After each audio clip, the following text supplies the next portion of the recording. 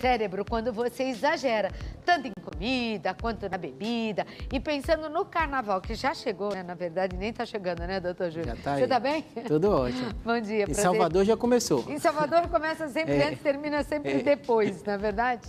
Agora, você tem aqui um cérebro. Quanto pesa um cérebro? Numa pessoa adulta, dá mais ou menos, se você pensa a cabeça toda, 6 quilos. Quando a gente fala só a parte do cérebro, dá mais ou menos 3, 4 quilos. É bastante, hein? É bastante. Nem sabia que eu tinha tanto cérebro assim. 4, 3, no meu tamanho, acho que uns 3 quilos de cérebro. É bastante, né? E se eu for contar essas curvinhas aí? Perfeito. O que acontece, Claudete? Para ter mais espaço, o cérebro tem essas circunvoluções que a gente chama. Certo. E cada areazinha dela tem uma função. Quando a gente fala da bebida alcoólica, ela inibe essa parte frontal, que é a parte justamente responsável pela modulação do nosso comportamento. Mas o que é isso? O que eu poderia dizer que é? É como um monte de veia lá, não? O que é? Isso, o cérebro, os neurônios estão conectados, só que além dos neurônios, a gente tem as estruturas que dão a base, que são as estruturas células da glia, que leva nutriente. Então, o cérebro pequena, por isso que tinha que ter aquele, que é um mito, na verdade, só usa 10% do cérebro. Não, é porque os neurônios são uma porcentagem pequena, mas precisa de toda essa estrutura para funcionar bem. Para comunicar um neurônio com o outro. Agora, como Deus é sábio, a natureza é sábia, né? Porque criou uma caixa dura, que é o crânio, para guardar algo molinho, porque eu acho que ele é mole, não é?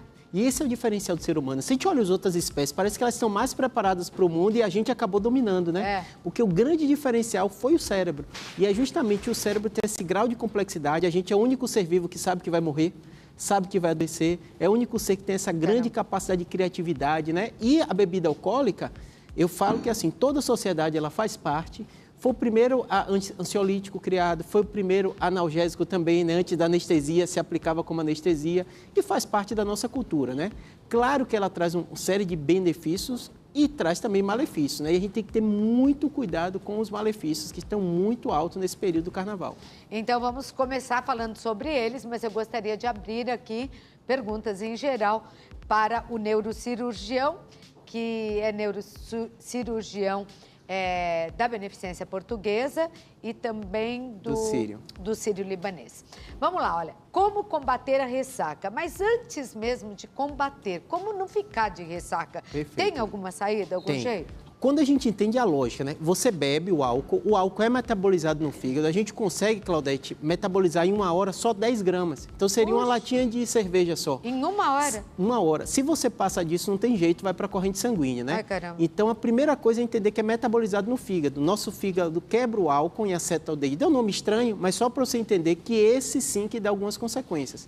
Então a primeira coisa é tentar beber o menos possível, né? A OMS até lançou um alerta falando que não existe dose segura de álcool, então quanto menos você beber, melhor. E aí você já sabe que seu corpo só metaboliza uma latinha de cerveja, o que passar disso pode ter algum tipo de prejuízo, né? Segunda coisa, você precisa se hidratar, porque o álcool metabolizado no seu corpo afeta o seu cérebro e aumenta a quantidade de urina que você faz, porque ele inibe o hormônio antidiurético. Então você vai fazer mais xixi e você vai desidratar. É uma cultura equivocada de, para me hidratar, eu vou tomar uma cervejinha. Não vai, você vai desidratar mais ainda. Apesar de você ter a saciedade, você faz mais xixi. Faz muito mais, né? Muito Quem toma xixi. Cerveja não sai do banheiro, Aí a pessoa tem aquele, compara com a água, né? Você bebe mais água, você faz mais xixi, mas é diferente. Muito diferente, no álcool porque não, a tá água desidratando. hidrata. Isso. Nós tivemos até o Renato aqui de Osasco, se eu não me engano, que perguntou se é bom, né? Sempre acompanhar uma bebida alcoólica Perfeito. E tomando. Se você gosta, se você toma, não deve exagerar nunca, Perfeito. Né? A bebida alcoólica junto com a água ajuda, minimiza. Excelente. O que eu digo é o seguinte, né? Se você for beber, já se planeje antes. Porque quando você beber, você vai se sentir feliz, seu raciocínio não vai estar legal. Então pense, tudo que eu beber, eu vou inserir água. Então, eu vou beber uma latinha de cerveja, pede água também e toma água para você estar se hidratando. Segunda coisa, ter alimento no estômago. Esse metabolismo, né? E a gente sabe quem está em festa, quem está em carnaval, quem está em show, não de comer. Se esquece de comer. Então, é bom até antes de sair de casa, fazer uma refeiçãozinha leve, para já ter essa energia que você vai precisar muito. E depois pula muito, não é? Noite, perde noite. Transpira muito, perde noite de sono. Verão, né? E quer aproveitar ao máximo. E nessa nossa tela, como combater a ressaca, o doutor vai analisar pra gente. Perfeito, né? Tá excelente, né? Por quê? O repouso é uma das coisas mais importantes, como você falou. Quando se fala em carnaval, fala em bebida, a pessoa não dormiu direito, ela está gastando muita energia. Então, é importante no dia seguinte você descansar, dormir 8 horas por dia. Pouco importa o que você fez, se foi mais tarde, se você perdeu a noite, mas dormir e seu corpo gastou muito para metabolizar o álcool, né? Segundo aspecto, a água, talvez o mais importante, número 1, se hidratar bastante. É a desidratação, Claudete, quando você está bebendo, que dá ressaca no dia seguinte. É o que dá dor de cabeça, o cérebro também precisa de muita água, é a desidratação. Então, é essencial você beber muita água, né?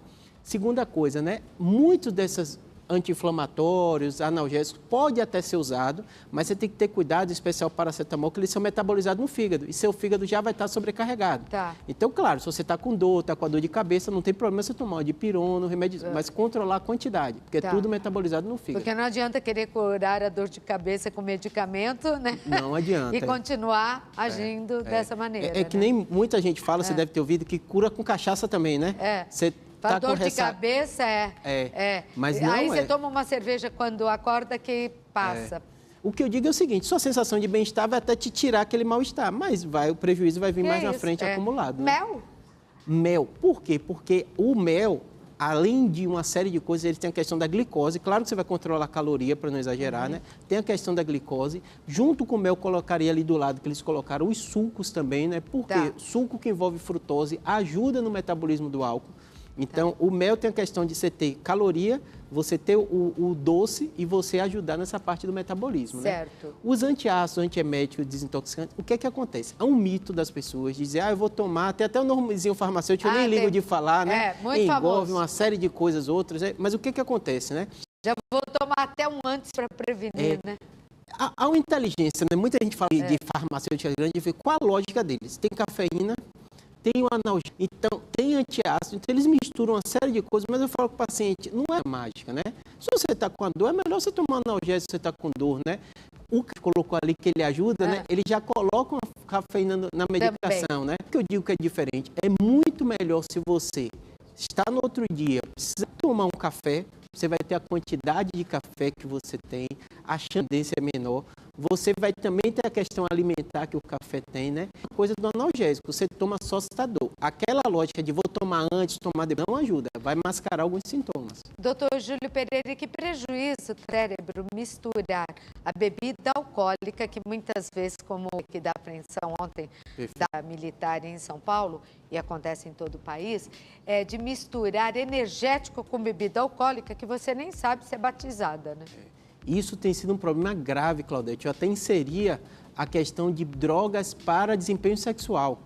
Nos jovens está muito comum eles fazerem essa mistura, né? E a gente tem visto consequências graves, né? Elas têm consequência de ser vasodilatador cerebral. Então, eu canso de ter paciente, Claudete. Tem uma semana que não chega paciente com a dor de cabeça súbita, achando que está tendo aneurisma. E a gente sabe que esse tema de sexualidade é sempre difícil da pessoa expor. Quando você vai perguntando, a pessoa fala, usei. Então, tem que ter muito cuidado. Energético, porque ele acelera o batimento cardíaco. Pessoas que às vezes nem sabem que tem doença, gera no coração, acelera tanto que pode desenvolver arritmia. Então, tem que ter muito cuidado. E pense, quando você está consumindo álcool, seu cérebro, a gente já falou do que acontece no cérebro, você não está raciocinando bem. Por isso que não pode dirigir, né? Só que a pessoa tem muito comportamento de risco. Comportamento sexual de risco, porque está desinibido e o cérebro está prejudicado no julgamento. Ele não está pensando direito. E o energético é a mesma coisa, porque ele começa a ficar cansado, aí ele toma energético. E esquece de contar quantos tomou, e isso é um problema sério. Olha, eu fiz essa pergunta sem saber que tem uma pergunta aqui a respeito, eu vou dizer... o doutor já praticamente respondeu, mas ela é a Lígia Piccoli Ferreira, do bairro de Santa Mara, aqui em São Paulo. Ela disse que o filho de uma amiga passou muito misturando exatamente isso, bebida alcoólica com o energético, né? O médico disse que o energético em grandes quantidades acelerou os batimentos cardíacos, doutor, com só 23 anos. E ela está perguntando aqui, mas é possível uma pessoa ter problema do coração por causa disso? Tão jovem assim? Pode. E, na verdade, jovem é pior ainda, porque a bomba está forte. Para estourar, é mais perigoso. E, às vezes, eles levam o coração ao extremo, né? Que a gente fala, acelerou o coração. Mas quanto? Às vezes, é uma quantidade muito grande. Muito grande. O café pode dar isso, quem dera. E, às vezes, tem essa outra mistura, que nem confessou também, né? muito. Você assusta, Claudete, porque, assim, o consultório é bom porque você tem a liberdade, a pessoa tem a confiabilidade em você. E você percebe que esses comportamentos são muito mais comuns do que a gente imagina, né? Além disso, no jovem, a gente tem que falar de forma aberta. O consumo de drogas, especial aqui em São Paulo, em raves, muito grande, e né? nesse período de carnaval, é muito grande. O lança-perfume, que já foi até normalizado há um tempo atrás, né? Depois a gente viu que causa... A minha mãe falava, nossa, a gente usava, era uma delícia, aquele Em perfume casa, né? no salão. Mas depois usam para outra coisa, para cheirar, sei lá o quê. Dá super muita proibido. arritmia. Todo carnaval tem uma Mas morte. tem, né? E tem de monte. Todo carnaval tem uma morte ou algum caso que passa. Quando você vai ver, tá lá a imagem, que hoje em dia filma tudo, né? A imagem do jovem usando essa pele. E nesse aspecto eu queria até fazer aqui um alerta às garotas, porque normalmente a gente vê isso, e é lógico, é um trabalho da polícia, existem muitos investigadores infiltrados no carnaval e eles são novinhos, né? Usam bermudão, você não vai nem desconfiar, e é um investigador do DEIC. E o que eles próprios me contaram? O garoto, ele está sempre com alguma coisa, ou carregando alguma droga, uma mochila, alguma coisinha. E ele reconhece, porque ele é safo, mas a menina que ele está paquerando não é. Quando ele vê o policial, ele fala, segura para mim que eu vou procurar um banheiro e já volto. E quem é preso é a menina. E tem muitas garotas que pegaram 15 anos de prisão por tráfico de drogas, porque estavam com a mochila do cara que elas acabaram de conhecer e que viram que tinha investigadores por lá e vazaram e deixaram a droga com a garota. Então, ó, todo cuidado é pouco, faça esse alerta para suas filhas, viu? E outra coisa, Claudete, nessa linha, colocar coisas na bebida. Tem que ter muito cuidado. Sim, Compra a sua e coloca bebida. mesmo, né? É muito comum de acontecer, né? E acaba que, como a pessoa não lembra que o próprio álcool tem que ser feito, a consciência, a própria mulher se sente culpada. Ela fala, ela pega essa mochila, não está raciocinando direito, está bêbada ali, então tem que... E às vezes eles levam para outros locais. Um amigo meu que faz Uber, ele falou que um dia pegou, assim, o que a gente vulgarmente fala, boca de São Paulo, quer dizer, né, num lugar não apropriado, uma menina bem vestida, bonita, que falou, pelo amor de Deus, me tira daqui, eu não sei nem o que eu estou fazendo aqui, eu não sei nem onde eu estou. Ela nem sabia onde estava e tinha saído na noite anterior de uma balada e foi levada com esse Boa Noite Cinderela, que continua assim. Bom, assim nós vamos assustar todo mundo vai pular fora do carnaval, mas não é. É que, ó, todo cuidado é pouco. Tem perguntas, doutor? Olá, Cláudio, bom dia. Eu sou Luiz D'Agostin e falo de Passo Fundo, Rio Grande do Sul. Beijo para você, Luiz. É verdade que misturar bebidas destiladas com fermentadas, como vodka e vinho, piora a embriaguez e a ressaca? Isso é um mito muito comum, mas tem até uma lógica. Qual a lógica? Às vezes a pessoa vai misturando destilada e perde o controle, porque o sabor é diferente, então ele é muito comum também nas mulheres, naquelas bebidas doces, né? Mas o que é importante é a quantidade de álcool. Essa é a coisa mais importante. Claro que as bebidas não são iguais, tem muita gente que reclama muito de vinho, tem uma ressaca um pouco maior, né? A vodka também, mas o mais importante é a quantidade de álcool. Bom dia, Cláudio. Eu sou a Vera Luz Vaz, moro em Anápolis, Goiás, e tomo remédio para diabetes e anticoagulante. Qual a quantidade segura de álcool sem afetar esses medicamentos que eu tomo? Essa pergunta é perfeita, Claudete, porque todo paciente que usa remédio, médico falando, pode beber. E a gente sabe que o mundo real é diferente do mundo ideal, né? Sim. Se você for beber, primeira coisa, não pare de usar a sua medicação. Porque a lógica da pessoa é assim, eu não posso beber, então... E no caso dela e de qualquer pessoa, eu falo o mínimo possível. Você sabe que seu corpo só metaboliza 10 gramas, né? Uma latinha. Então, se for essa quantidade, ok. Se você passar disso, o mínimo possível. O ideal é não beber, porque tudo isso é metabolizado no seu fígado.